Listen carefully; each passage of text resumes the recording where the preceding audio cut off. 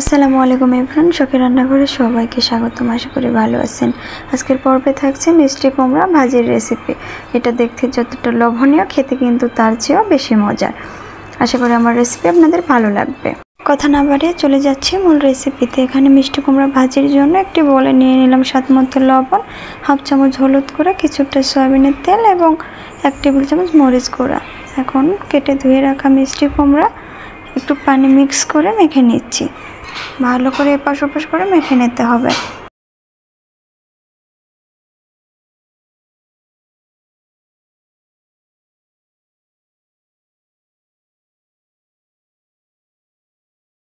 মেখে নিয়ে সাইডে রেখে দিচ্ছি।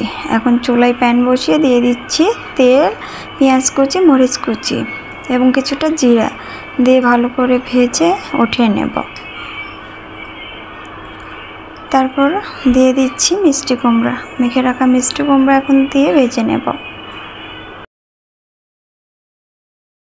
এপাশ ওপাশ করে আলতো করে নেড়ে দেব এবং ভেজে নেব।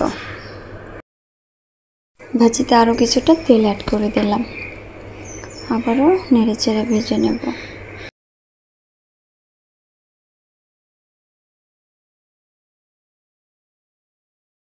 ভাজি প্রায় হয়ে গেছে। এখন যে পেঁয়াজ মরিচ ভেজে রেখেছিলাম ওটা উপর দিয়ে সামান্য নেড়ে চেড়ে নামিয়ে নিচ্ছি।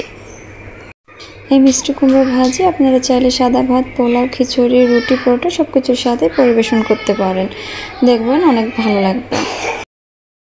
আমার রেসিপি ভালো লাগলে অবশ্যই লাইক, কমেন্ট, শেয়ার করবেন এবং সাবস্ক্রাইব করে আমার চ্যানেলের পাশে থাকবেন। আজ এ পর্যন্ত, আবারও চলে আসবো কোনো সহজ রেসিপি নিয়ে। সবাই সুস্থ থাকবেন, ভালো থাকবেন। আল্লাহ হাফেজ।